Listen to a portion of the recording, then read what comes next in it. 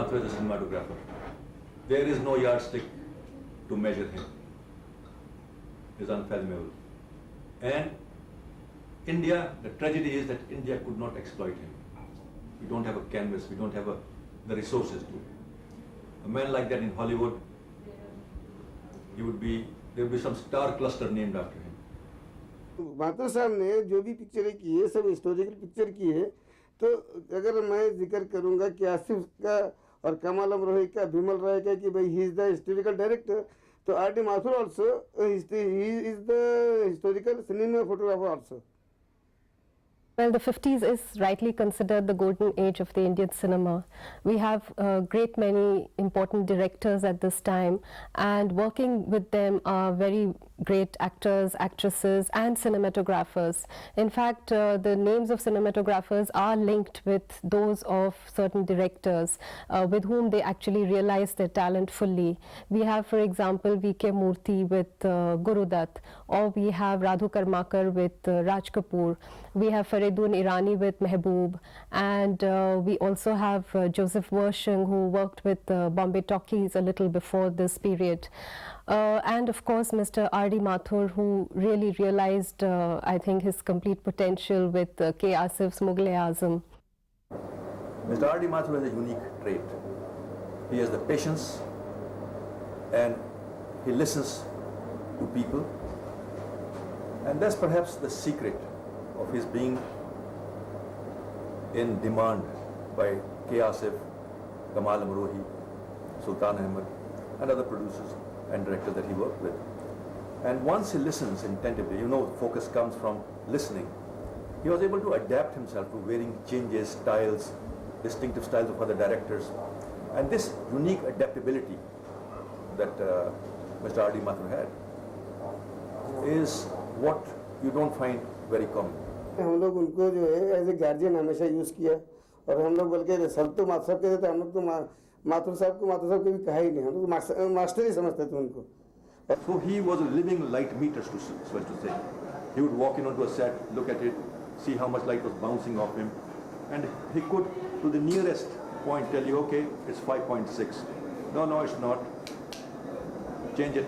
उस ज़माने में मतलब ये सब हॉलोजन लाइटें नहीं हुआ करती थी, और हम लोग वो जो 500 वाट की बीबी होती है उसी से हम लोग काम करते थे, और वो मतलब ये कि 40-50 बीबियाँ लगाना, और उसके बाद में मतलब 50-60-100 बेबी लाइटें लगी हुई हैं, और 100 लाइटों के बीच में अगर उनकी एडवांटेज ये थी, अगर 100 लाइटें लगी हैं लेकिन कैमरे के पास से ही बैठ के उनको ये पता लग जाता था कि अगर पीछे एक बेबी कोई ऑफ हो गई या एक लाइट बंद हो गई, तब उन फ़ौरन हम लोगों को, चूँकि हम लोग उनके साथ होते थे, फ़ौरन इशारा करते थे, देखो जी वो बैकग्राउंड में एक बेबी बंद हो गई, तो हम लोग उनके मतलब उनके काम की अहमियत ये देखते थे कि भाई इतने सेंसिटिव कैमरामैन होते हुए कि 100 लाइट के बीच में एक लाइट ऑफ हो गई, उनको कैसे पता लगा? हम भी तो खड़े हैं, हमको तो मालूम पड़ता था, लेकिन क्योंकि he is the cameraman and senior cameraman.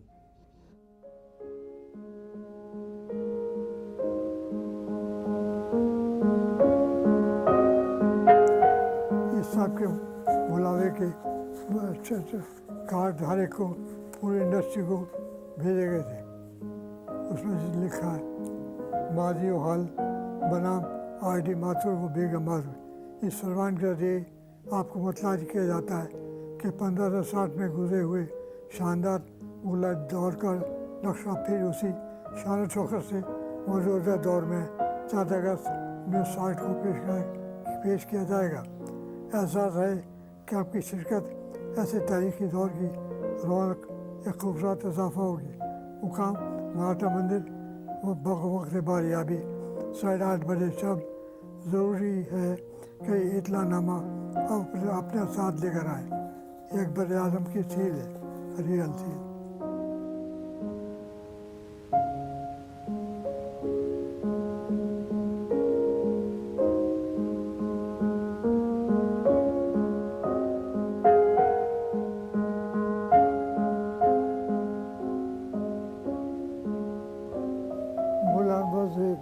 Challenge for me because it has so much of variety of work, outdoors, indoors, everything. So I have to think for every set. I have to make a different setup, different ways of lighting. You know, it was very great challenge. I hope I've done justice to it. What cameras, films and filters did you use For Mughal Azam? different cameras, mostly it was Mitchell for main outdoors, and then there was different varieties. I was portable cameras, films, 16mm cameras. For war scenes, I had to use about 8 cameras at one time. A set is so much dead matter, and it really takes a cinematographer to make it live. And this is what Mr. R.D. Mathur has really done with the absolutely grandiose and gorgeous sets of Mughal-e-Azam. He's used all the planes so effectively, and the way he's, for example, even used things like exits and entries of characters into spaces. You know, there's always a long walk. There is always a very, very dramatic entry. In a long shot, I have to light up so that the sets are always in focus. In this sense, the art director has done so much labor, the painters have done so much, molders have done so much work. So it was my on duty to see that everything is fully justified in this long shot. I think he had completely liberated himself from any form of expressionism. But I want to coin a term for his work, and that is indoor panorama. Normally we associate the panorama with the outdoors, with landscape. We associate it with the sun lighting the landscape equally and evenly. With natural shadows, right? But with Mr. Mathur, we have the same kind of even lighting, and again a very graceful lighting in the indoors, which is constructed like a panorama. Of course, this is his work in tandem with the very great mind of K. Asif. The first point that I really wanted to make was about this feeling of the indoors as a wide space with a great deal of entrances, a great deal of corridors, great deal of levels, all of which create a kind of panorama through which all the characters walk and enter. You know, the entries are very important, all those arches. Of course, these arches signify, say, Muslim architecture, since it is about a Muslim king. But it is more than that. It is a feel of a panorama, which is not easily found in other films, which are also period films. You don't find this particular feel, which is, of course, grandeur, royalty, all these are there. But it's much more than that for me. Well, when we started Sheesh Mahal, first of all, the making of Sheesh Mahal, the idea came much later on. And I had told Mr. Asif that I will do it, somehow it will be done. But I didn't know how it will be done. But then I started culturing material from different American magazines. How have they ever done any glass work before? Nowhere it was done. No English magazine, no British magazine. But somehow we made a trial set. Only the sets of Mughal Azam, the glass sets, pillars and arches, it took 8 years in making. When the pillars and arches were ready, then the set construction started.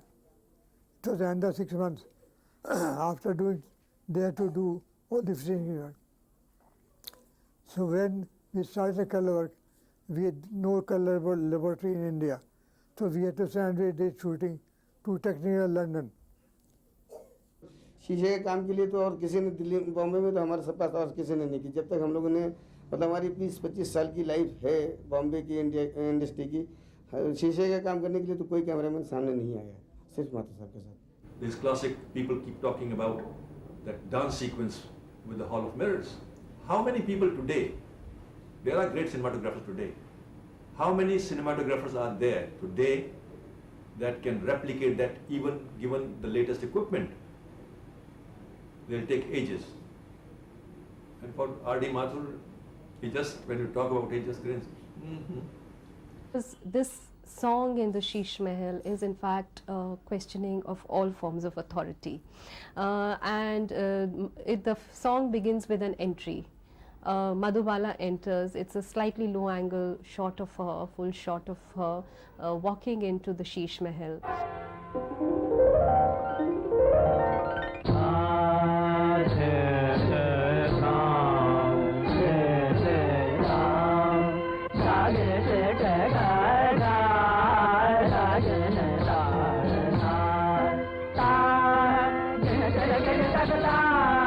the entire sequence is just boiling over with so much tension, and at the same time, thanks to Asif and R.D. Mathur, it is such a wonderfully sumptuous and grand sequence.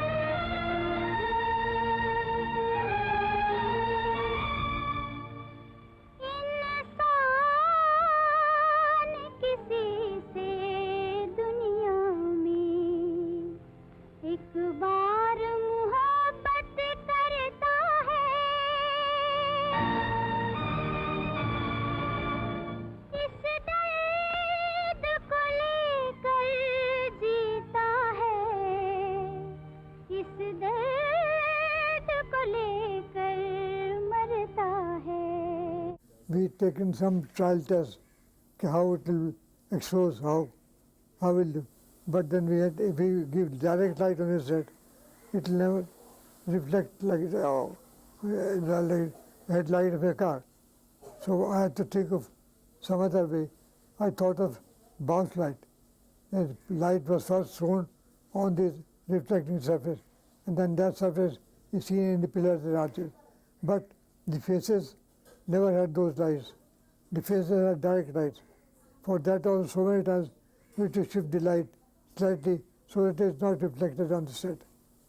The use of glass in this sequence is also absolutely astounding. It's just not for, again, for just to show grandeur or to show, to create a sumptuous image. But the glass here also has a very specific thematic function. That she is as if coming out in so many forms through the glass, so everything she says is resounding, and although she is alone against the entire court, it is as if there are so many selves of her thanks to this glass that she can take on the might of just about anybody.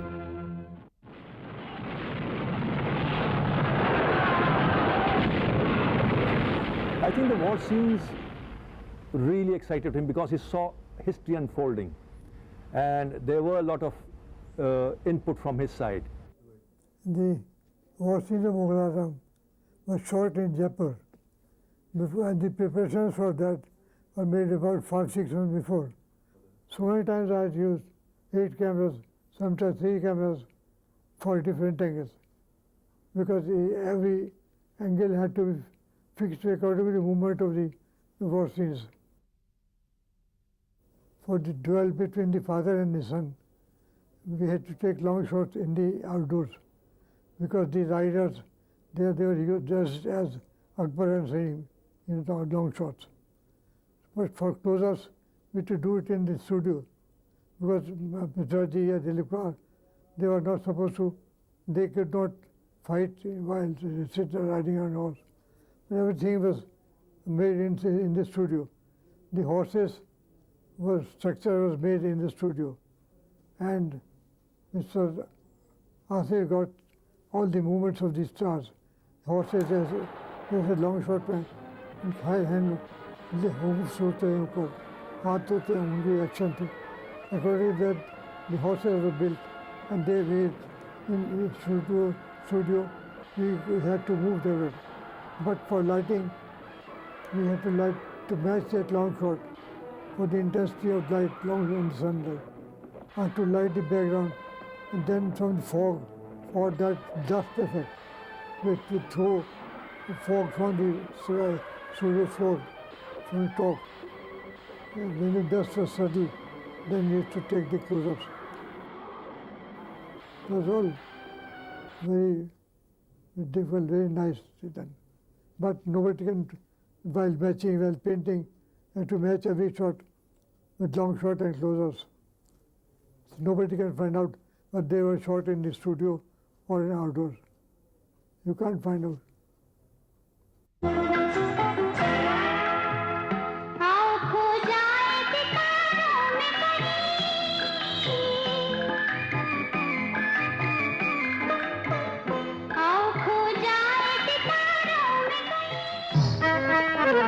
इन्हीं लोगों ने ले लेना दुपट्टा मेरा, इन्हीं लोगों ने ले लेना दुपट्टा मेरा.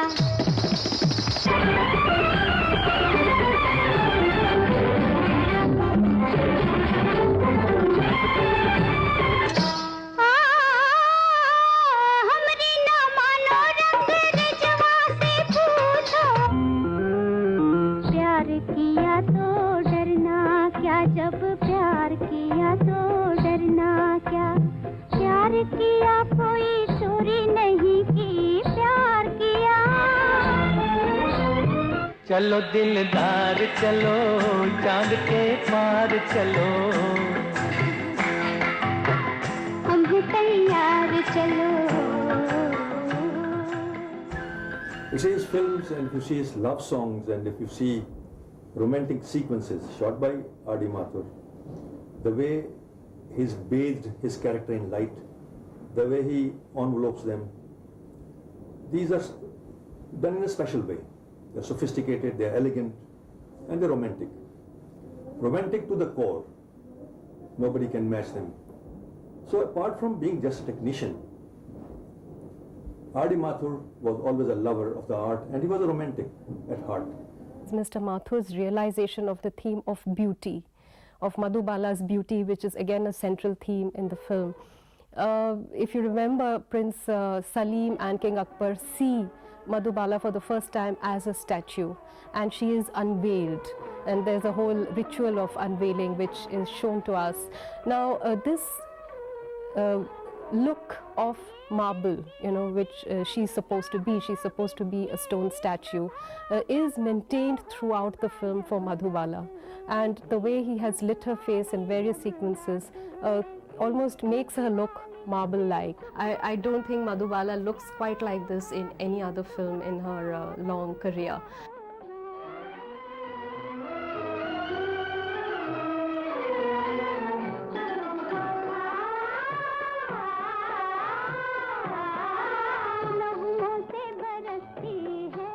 Skin tones. You see, skin tones, we had filters and diffusers. Diffusers, different grades of diffuser.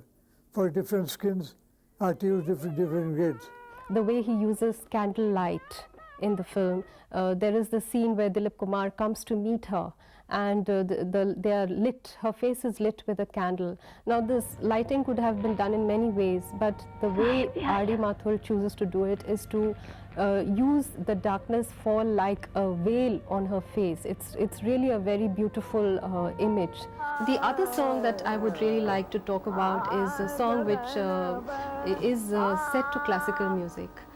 This is Prem Jogan. Apparently it was shot first and the music was added later on. But it really doesn't matter because rarely do we find, since this is not film music, this is classical music, rarely in the Hindi film do we find such a wonderful synchronization of the visuals with properly sung classical raga. I cannot think of another song in the Hindi cinema which captures the languor and lassitude of love so well. And this is really the rasa of languor. There is no other song I can think of which conveys this languorous mood. And again the whole notion of veiling and unveiling which is there throughout the sequence, the entire play with the feather, the whole theme of this Nigar Sultana, she's almost a voyeur watching the whole sequence, and the singer who is singing oblivious of whatever is going on, he's singing his raga. It's a very wonderful holding of all these components together.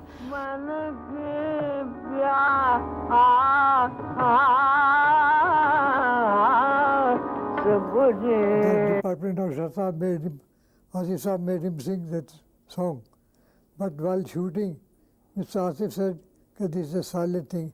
The camera should be, we decided camera should be slowly according to the mood of the song. And then close-ups of Mr. Sundar who too played that role of Tansen. That was done because the camera movement had to be made slowly. It was never jerky. We had to be very slowly, so according to the stanza. It was very planned. Mr. Asif planned all that movement, camera movement. He said, let us decide it like that. Same you see Sonka, the corner where Dilip Kumar and Madhubala are lying down and the harshing are full, they are falling down. That's also one shown top shot, two close-ups. We had to take that. There was no zoom lens in those days. So we had told camera movement of the crane camera.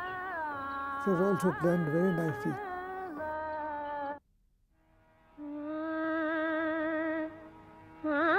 नजर कवार था दिल पे तड़पने जान लगी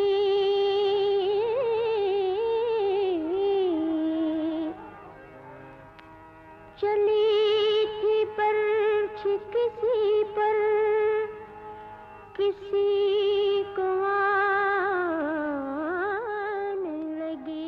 What was Mr. Mathur's contribution in Pakiza? You see, after the death of the person who was shooting it, who was from the West, Mathur Saab was called. The film was very good, technically, everything was fine, but he came and redid certain sequences, put some changes, did a lot of clashes, did a lot of patchwork, and other areas where film was not complete. He came and replicated, brought it up to a level where it matched the original. But what's most interesting is that the film as it was a structure of film which depicted a certain event. With Mathur Saab's touch, and this is where the R.D. Mathur touch comes in, he made it Indian, which made it acceptable to the audiences here. He gave it like if you cook food, you have to give it flavor.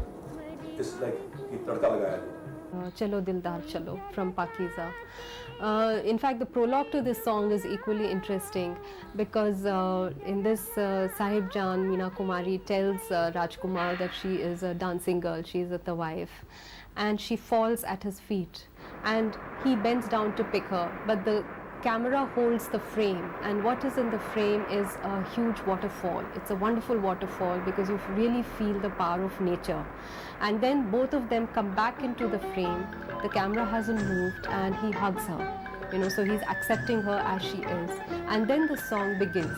So it is, the words of the song also is Chand ke paar chalo. Let us leave nature and, let us leave society and culture and really get into nature. Let's move into nature. हम भी तैयार चलो चलो दिलदार चलो चांद के पार चलो हम भी तैयार चलो. Sounds so many times it is not moon, it is sun. Actually reflection in water. So we have to put filters, color filters to bring down the tone. And in the lab, bit more blue in that. So it looks like, and the shots are never so lengthy that the public can find out it's not so. All that you have to do. भजन शीशमेल का arch ही होगा शीशमेल के arch ये दुर्गा वाले उसी में धाम तो कैसे इनको अनारकल दे दो उसको ये सोचे चीन ये वाशिंग का है एक और था और हम लोकेशन देखने निकले थे टॉप के पास रिवर साइड उसका है ये शहर के अंदर उसका एक टॉप रिवर के पास टेंट लगाई थी रात को हो गया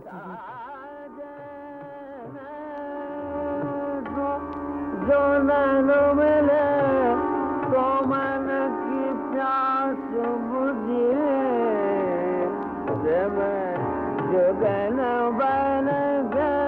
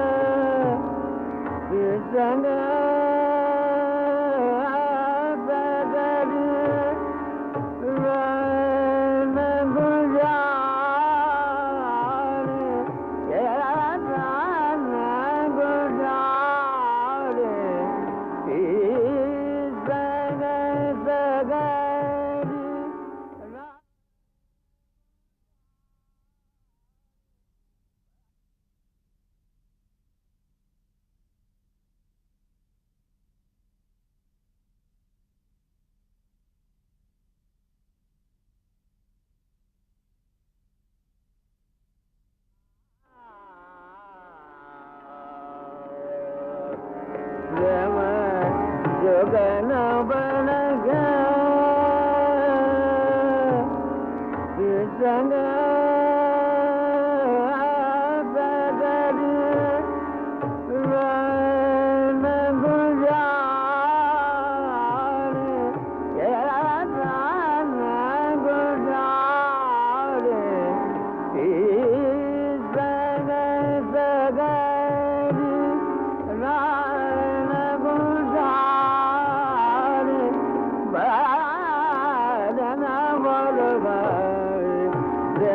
Gana